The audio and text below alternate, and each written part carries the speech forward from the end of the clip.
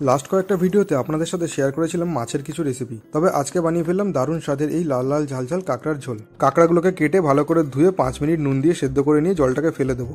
এবার কড়াইতে তেল দিয়ে মিডিয়াম করে কেটে রাখা আলুগুলোকে একটু লাল লাল করে ভেজে নিন। আলু ভাজা হয়ে গেলে তুলে রেখে তেলের মধ্যে দিয়ে দিন কিছুটা হলুদ গুঁড়ো। এবার সেদ্ধ করে রাখা কাঁকড়াগুলোকে দিয়ে 5 থেকে 7 মিনিট ভেজে নেবেন। এখন আর নুন দেবেন না, কারণ আমি সেদ্ধ করার সময় নুন দিয়েছিলাম। কড়াইতে ফোড়ন হিসাবে 2টো তেজপাতা, 4টে এলাচ আর কিছুটা দারচিনি দিয়ে কুচিয়ে রাখা পেঁয়াজগুলোকে দিয়ে দিলাম। পেঁয়াজগুলো একটু লাল লাল করে ভাজা হয়ে গেলেই পেঁয়াজ বাটাটা দিয়ে আবার কিছুক্ষণ ভেজে নেব। একটু চিনি দিলাম যাতে কালারটা ভালো আসে। এবার দিয়ে দিন ছোটো 2 চামচ রসুন বাটা আর 1 চামচ আদা বাটা। আমি কিন্তু এখানে 1 কেজি কাঁকড়ার মাপ অনুযায়ী দিয়েছি, আপনারা আপনাদের পরিমাণ মতো দেবেন।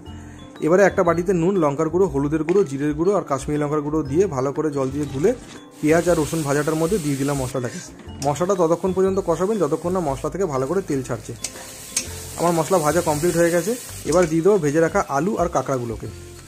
কাঁকড়াগুলো দিয়ে কম করে 15 থেকে 20 মিনিট ভালো করে কষিয়ে নিন হালকা আছে। ব্যাস, আমার কিন্তু কাঁকড়া কষানো কমপ্লিট।